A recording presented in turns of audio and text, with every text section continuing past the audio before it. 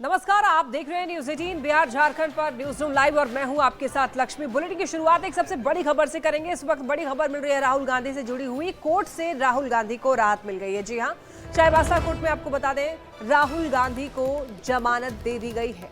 ये बड़ी खबर इस वक्त की आप तक पहुंचा रहे हैं। राहुल गांधी को बड़ी राहत मिली है।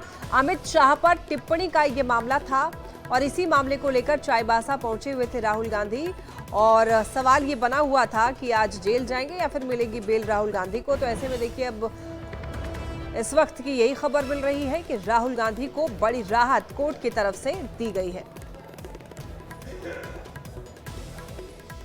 हम अपना जो पक्ष प्रमाणित करने में सफल हुए तो 2 वर्षों तक की सजा हो सकती है, अगर विफल हुए तो बच भी सकते हैं। वो देखिए बता दें कि पता चलेगा कि हम सफल होते हैं कि विफल होते हैं। देखिए बता दें कि चाईबासा कोर्ट ने जो आपको राहुल गांधी हैं उन्हें जमानत दे दी है, लेकिन अब इस पर आरोप गठन जो हो चुका है राहुल गांधी पर, और अब इस मामले में जो है गवाही दर्ज होगी शिकायतकर्ता की ओर से। शिकायतकर्ता प्रताप कटियार ने। प्रताप जी, आज जो कोर्ट में कुछ हुआ, क्या कहेंगे? बस मैं यही कहूंगा कि न्यायपालिका का सम्मान करना चाहिए और बाबा साहब डॉक्टर भीमराव अम्बेडकर की जो संविधान बनाई गई है उस पर आज मुझे विश्वास हुआ कि आम लोगों के लिए भी संविधान है और सभी का उसमें अधिकार का संरक्षण होगा। आप चाईबासा कोर्ट में लॉयर थे, इनकी ओर से तो एक न्यायपालिका की ताकत होती है कि चाईबासा कोर्ट ऐसे जिला कोर्ट है, वो भी राहुल गांधी ऐसी शख्सियत को बुलाने की ताकत रखता है। राहुल गांधी जी का शपथ पत्र न्यायालय में दाखिल करना, उस न्यायालय में, ये उनकी एक हार है कि न्यायालय ने उनको मजबूर कर दिया कि चाईबासा न्यायालय में उपस्थित हो। ये हमारे लिए भी उपलब्धि है और चाईबासा न्यायालय के लिए भी उपलब्धि है कि उनको आना पड़ा। देखिए, राहुल गांधी को चाईबासा कोर्ट में आना पड़ा, जमानत मिल चुकी है, आरोप का गठन हो चुका है। अब ऐसे में आपको गवाही की प्रक्रिया चलेगी। सबसे पहले गवाही होगी जो शिकायतकर्ता है यानी प्रताप कटियार की ओर से गवाही चलेगी। जो अधिवक्ता बता रहे हैं कि राहुल गांधी ने अपने उस बयान को कोर्ट में सिरे से खारिज किया है, जो बयान उन्होंने आपको अमित शाह के खिलाफ दिया है। जाहिर है कि अधिवक्ता जब गवाही की प्रक्रिया चलेगी कंप्लेनेंट यानी शिकायतकर्ता की ओर से, तो उस बयान को भी रखा जाएगा कि राहुल गांधी ने जो बयान दिया है कोर्ट में उसकी सच्चाई किया। कुल मिलाकर जो उधर के अधिवक्ता हैं, राहुल गांधी के अधिवक्ता हैं, वो भी बता रहे हैं कि उनकी बेल पिटीशन जो है अब जो है स्वीकार कर ली गई है, बड़ी राहत मिली है। लेकिन सबसे बड़ी बात अब भी वही है कि जाहिर है कि जब चाईबासा कोर्ट में अब जो है गवाही की प्रक्रिया शुरू होगी तब आगे क्या होगा। कैमरामैन प्रभाकर के साथ संजय कुमार सिन्हा, न्यूज 18 चाईबासा। देखिए, अधिवक्ता ने पहले ही बता दिया था कि ये जो मामला है सभी जमानती धाराओं से जुड़ा हुआ है और इसीलिए जमानत मिलने की पूरी उम्मीद है। और कांग्रेस की देखिए 2018 में हुई एक सभा में बीजेपी नेताओं के ऊपर जो टिप्पणी की गई थी उसके ही विरुद्ध बीजेपी के कार्यकर्ता ने राहुल गांधी के खिलाफ मानहानि का मुकदमा दायर किया था और उसी मामले में सुनवाई हुई। तो ऐसे में देखिए जमानत मिल गई है राहुल गांधी को और इसी मामले पर राहुल गांधी के वकील प्रणव का क्या कुछ कहना है, आइए आपको सुनवाते हैं। राहुल गांधी को क्या राहत मिली, क्या हुआ? राहत मिली उनको कि ये एक अंडरटेकिंग दिए थे कोर्ट में, हाई कोर्ट में। अंडरटेकिंग के आधार पे हम लोग ने राहुल गांधी जी पे अपेयर कराए और वो आज बेल ग्रांट हुए कोर्ट के द्वारा। और बस यही है, आज एक्विजिशन भी एक्विन हो गई है उनका, मतलब जो चार्ज बोलिए या तो एक्विजिशन बोलिए, सब्सटेंस भी हो चुके हैं। अगला डेट से जो होगी हम लोग की कार्रवाई। मतलब की जमानत मिल गई, अब तारीख दर तारीख सुनवाई चलेगी। तारीख दर तारीख देखा जाए, अभी गवाही पे है। अभी नेक्स्ट स्टेप हम लोग क्या होगा हम लोग हाईकमांड ही बता सकते हैं कि आगे क्या होगा। और एक बड़ी खबर मिल रही है, केंद्रीय गृह मंत्री अमित शाह कल आने वाले हैं और आपको बताते चलें, दरअसल 8 अगस्त को एक कार्यक्रम है जहां पर पुनौरा धाम में माता सीता मां की जो मंदिर है उसकी आधारशिला रखी जाएगी। उसी सिलसिले में गृह मंत्री अमित शाह आने वाले हैं बिहार और आपको बताते चले पटना आएंगे अमित शाह 7 अगस्त को। कल रात के 9 बजे बताया जा रहा है, 9 बजे के करीब पटना आएंगे और 8 अगस्त को सीतामढ़ी में माता जानकी मंदिर के शिलान्यास कार्यक्रम में शामिल होने वाले हैं। और इसको लेकर देखिए सभी को इंतजार भी है, चूंकि माता सीता का मंदिर बने इसके लिए काफी लंबे समय से मांग भी थी। जिस तरीके से अयोध्या में भगवान राम की मंदिर वहां पर बनाई गई है और इसी के तर्ज पर यहां पर भी मंदिर बनना है। ज्यादा जानकारी के लिए न्यूज 18 संवाददाता शैलेंद्र हमारे साथ जुड़ रहे हैं।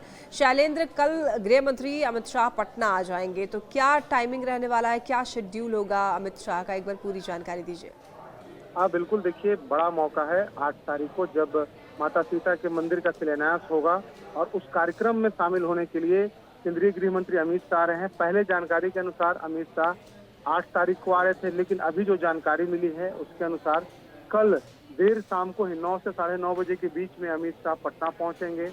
पटना रात्रि विश्राम भी होगा उनका, पार्टी के नेताओं से मुलाकात भी होगी और फिर अगले दिन 8 तारीख को जो शिलान्यास कार्यक्रम है माता सीता के भव्य मंदिर का, उसमें शामिल होंगे। मुख्यमंत्री नीतीश कुमार के साथ उस कार्यक्रम में शामिल होंगे और साथ ही साथ पूरा जो एनडीए का जो कुनबा होगा, जो बड़े चेहरे होंगे वो भी वहां पर मौजूद होंगे। तो एक बड़ा मौका है बिहार में, क्योंकि प्रभु श्री राम के मंदिर के निर्माण के बाद लगातार यह मांग उठ रही थी कि माता सीता के मंदिर का भी बिहार में उनके जन्मस्थली पर निर्माण कराया जाए और इसी के बाद सरकार ने निर्णय लिया और एक बड़ा निर्णय सरकार का। और बिहार में विधानसभा के चुनाव है और चुनाव के ठीक पहले यह शिलान्यास अपने आप में काफी महत्व रखता है लोगों को कनेक्ट करने के लिए भी। और कल शाम में लगभग 9 से 9:30 बजे के बीच में गृह मंत्री अमित शाह पहुंचेंगे और उसके बाद पार्टी के नेताओं से उनकी बातचीत भी होगी और फिर अगले दिन कार्यक्रम में शामिल होंगे। जी ठीक है शैलेंद्र, बहुत धन्यवाद आपका इन तमाम जानकारियों के लिए।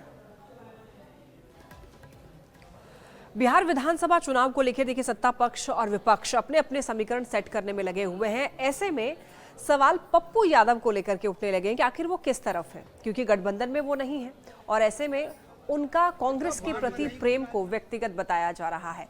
और आपको ये बताते चले, माले विधायक, बलरामपुर विधायक महबूब आलम ने सवाल उठाया है पप्पू यादव को लेकर। उन्होंने कहा है कि पप्पू यादव को पहले ये स्पष्ट करना चाहिए कि वो कहां पर है। उन्होंने कहा कि पप्पू यादव महागठबंधन में है ही नहीं, अब कांग्रेस के प्रति उनका प्रेम व्यक्तिगत है। ऐसे में कांग्रेस और पप्पू यादव को खुद स्पष्ट कर देना चाहिए कि उनकी भूमिका क्या है। पप्पू यादव की बातों को आप लोग सीरियसली मत लीजिए, हम लोग उनकी बातों को सीरियस नहीं लेते। तो पप्पू यादव का एंट्री होने नहीं, Pappu Yadav is not a factor, कोई फैक्टर ना। पप्पू यादव महागठबंधन ना कांग्रेस है, पप्पू यादव की पार्टी क्या पहले वो तय करे ना भाई। अभी अचानक फिर जन अधिकार पार्टी का नाम ले रहा है, पार्टी को डिजोल्व कर दिया उसने। अब वो कांग्रेस में है कि नहीं है, वो अनाप शनाप बोलते रहते हैं। तो बोलते हैं कि कांग्रेस को हम प्यार करते हैं, वो कांग्रेस को तैयार कर रहे हैं। कांग्रेस अरे प्यार करना और उस पार्टी का अधिकृत रूप से मेंबर होना, दोनों में फर्क है ना। तेजस्वी यादव और पप्पू यादव में तो कुछ अनबन तो तेजस्वी से पप्पू को क्या लेना देना है भाई। महागठबंधन की बात है, इंडिया गठबंधन की बात है। इंडिया गठबंधन की जो सबसे बड़ी कोऑर्डिनेटिंग कमेटी है उसमें तो पप्पू यादव जी है नहीं।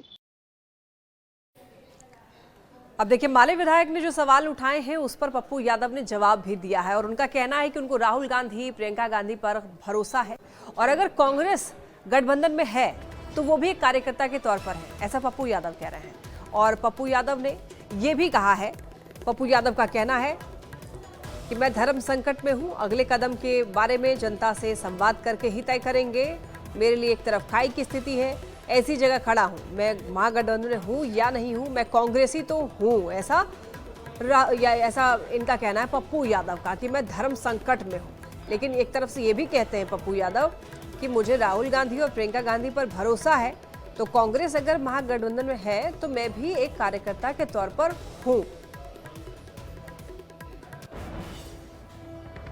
वही ना रखेंगे नेता, हम तो वर्कर हैं, हमारी हैसियत बहुत छोटी है, औकात नहीं है।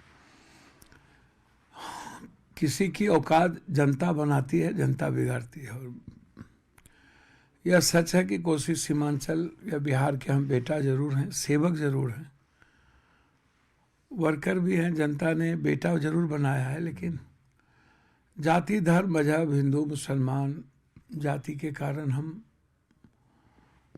जनता कि हम एक्सेप्टेड नहीं हो पाएगी। हमको जनता, देश का, बिहार का लीडर, उनके कारण आज सबकी सुननी पड़ती है। महबूब भाई भी बोल देते हैं, सुना देते हैं। चलिए, वो तो कह रहे हैं कि कांग्रेस का उनका जो प्रेम है वो व्यक्तिगत प्रेम है और कांग्रेस को भी और पप्पू यादव को स्पष्ट करना चाहिए कि है कि नहीं महागठबंधन में। तो कांग्रेस को तय करना है। मैंने पहले भी कहा कि कांग्रेस, राहुल गांधी और प्रियंका गांधी जी का ब्लेसिंग मेरे साथ है। अब प्रभारी जी, अध्यक्ष जी हमको क्यों अपना नहीं मानते हैं, या प्रभारी जी बात अच्छी करते हैं लेकिन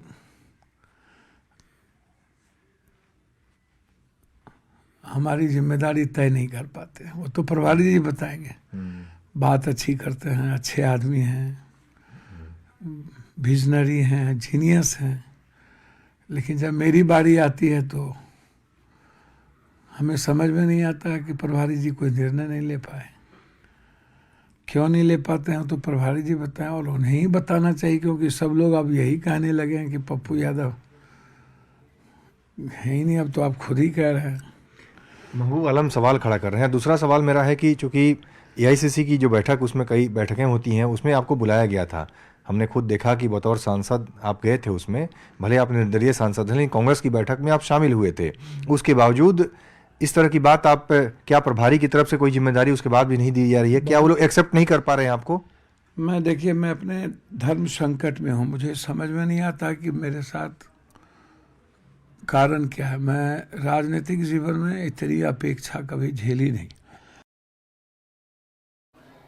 अब देखिए, पप्पू यादव पर दिए गए महबूब आलम के द्वारा बयान को लेकर अब सियासत काफी ज्यादा गर्म है। अब बयानबाजी भी खूब हो रही है। एनडीए जहां पप्पू यादव के बहाने महागठबंधन पर चुटकी ले रही है, तो वहीं महागठबंधन के जो नेता हैं वो इस बयान से बचते हुए दिखाई दे रहे हैं।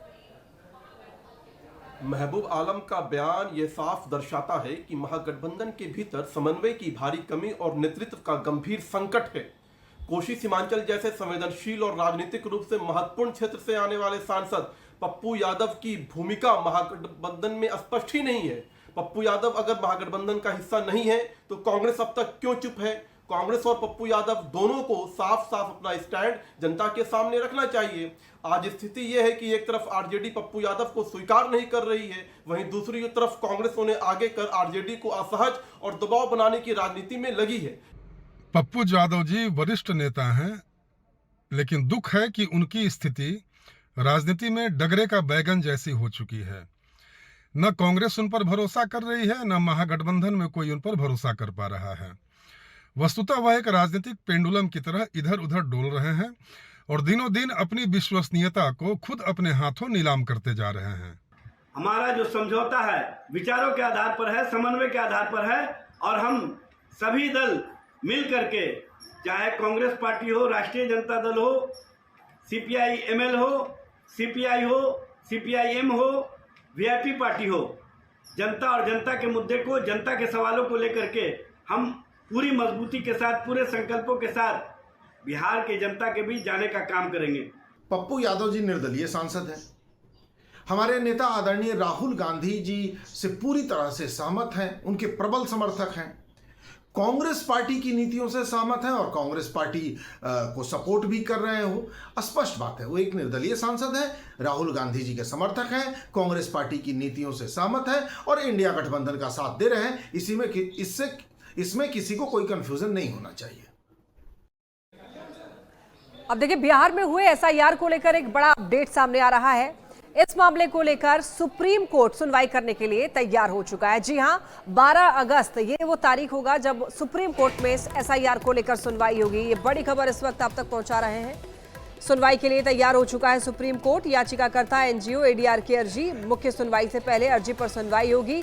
12 अगस्त को मामले पर सुनवाई होनी है। निर्वाचन आयोग से हल्फनामा दाखिल करने के लिए कहा गया है, तो 12 अगस्त को इस मामले पर सुप्रीम कोर्ट में सुनवाई होगी। एसआईआर यानी मतदाता पुनरीक्षण का मामला काफी गरमाया हुआ है अभी पूरे देश भर में। बिहार में हुए एसआईआर को लेकर ये मामला जो है तूल पकड़ता जा रहा है। मामला अब कोर्ट तक पहुंच चुका है। सुप्रीम कोर्ट में इस मामले को लेकर सुनवाई होगी। ज्यादा जानकारी देंगे न्यूज 18 संवाददाता शंकर आनंद हमारे साथ जुड़ रहे हैं। शंकर, एक अपडेट ये मिल रही है कि सुनवाई जो है सुप्रीम कोर्ट में होगी, सुप्रीम कोर्ट तैयार हो गया। एक बार पूरी जानकारी दीजिए। देखिए, सुप्रीम कोर्ट 12 अगस्त को इस मामले पर सुनवाई करेगी। और देखिए, जिस तरह से पिछले कुछ समय के दौरान में सुप्रीम कोर्ट में कई याचिकाएं दायर हुई, जिसमें कि बिहार में विशेष मतदाता पुनरीक्षण से जो जुड़ा मामला था, इस मामले पे कई याचिकाएं दायर हुई, उस मामलों पर सुनवाई भी चल रही लगातार।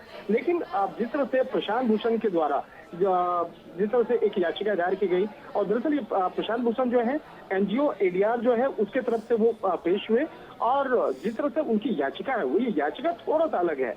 उस याचिका में कहा गया है कि जिस तरह से ड्राफ्ट लिस्ट में जिन 65 लाख मतदाताओं के नाम हटाए गए हैं या छूट गए हैं, उनका नाम सार्वजनिक किया जाए। ये उनकी याचिका का मुख्य बिंदु है। इसके साथ ही उन्होंने ये भी कहा है कि चुनाव आयोग के द्वारा जिनकी मौत हो गई है, जिन लोगों का नाम उसके बाद उसका हटाया गया या बिहार में नहीं रह रहे हैं, उन नामों को भी सार्वजनिक किया जाए। यानी कि ऐसे नाम जो बिहार मूल के रहने वाले हैं लेकिन अलग राज्यों में जाकर के अपना मतदाता पहचान पत्र बना लिए हैं, या वैसे लोग जो मृत हो चुके हैं लेकिन उनका नाम वोटर लिस्ट में है, या जिन लोगों का नाम हटाया गया है, तो उन 65 लाख जो लोग हैं जिनका नाम हटा है, तो उन नामों को भी अब सार्वजनिक करना चाहिए जिससे कि तमाम जानकारी निकल के सामने आए। तो ये उस याचिका का मूल रूप है। तो अब इस मामले पर अब 12 अगस्त को इस मामले पर सुनवाई होगी। अब देखना लाजमी होगा। लेकिन अभी तक शंकर कोई कंप्लेंट दर्ज नहीं की गई है इससे जुड़ी हुई कोई भी। देखिए, ये मामला जो है मामला दर्ज होने के नहीं, ये थाना पुलिस का मामला नहीं है। ये मामला सुप्रीम कोर्ट में एक याचिका दायर की गई है कि एनजीओ के द्वारा, एनजीओ का नाम है एडीआर, उसके द्वारा ये याचिका दायर की गई है, और याचिका दायर करके कोर्ट से अपील की गई है कि उन जो 65 लाख लोग हैं उनके नाम का खुलासा किया जाए, जो बकायदा जो केंद्रीय चुनाव आयोग के द्वारा जिन ड्राफ्ट लिस्ट में जिन 65 लाख लोगों का नाम हटाया गया है, तो ये उनकी याचिका है। लेकिन इस याचिका पर अभी सुनवाई होना बाकी है। उस याचिका पर तमाम दलीलों को पहले कोर्ट सुनेगी, उसके बाद कोर्ट देखेगी क्या उस नामों को सार्वजनिक करना चाहिए या नहीं करना है, ये सुप्रीम कोर्ट तय करेगा। और इसके लिए 12 अगस्त की तारीख मुकर्रर की गई है। तो देखना लाजमी होगा कि 12 अगस्त को किस तरह से इस मामले पर तमाम सुनवाई होती है, और सुनवाई के दौरान में किस तरह से उन तमाम दलीलों को कोर्ट के सामने रखा जाएगा। बिल्कुल शंकर, 12 अगस्त का जो दिन है काफी अहम रहने वाला है। बहुत धन्यवाद आपका इन तमाम जानकारियों के लिए। और एसआईआर से जुड़ा हुआ एक और अपडेट आप तक पहुंचा दें। निर्वाचन आयोग ने ड्राफ्ट सूची को लेकर के बयान दिया है कि अभी तक किसी भी राजनीतिक दल के द्वारा दावा या फिर आपत्ति दर्ज नहीं की गई है। ये बड़ी खबर है इस वक्त की। एसआईआर ड्राफ्ट सूची पर निर्वाचन आयोग का बयान कि अभी तक किसी भी राजनीतिक दल से एक भी दावा या आपत्ति नहीं दर्ज किया गया है। मतदाताओं की तरफ से अब तक 3659 आपत्तियां दर्ज की गई हैं। इलेक्शन कमीशन ने ड्राफ्ट में बदलाव के लिए 1 महीने का समय दिया है, और निर्वाचन आयोग ने यह कहा है कि कोई भी योग्य मतदाता छूटे ना और कोई भी अयोग्य मतदाता जुड़े ना। तो 1 अगस्त को जारी की गई प्रारूप मतदाता सूची में अपने दावे और आपत्ति दर्ज करें। ड्राफ्ट मतदाता सूची का एक मकसद है पात्र मतदाता को जोड़ना और अपात्र को हटाना, यानी कि जो एलिजिबल वोटर है वो वोट कर पाए और जो नॉन एलिजिबल है उनको उनका नाम लिस्ट से हटाया जाए।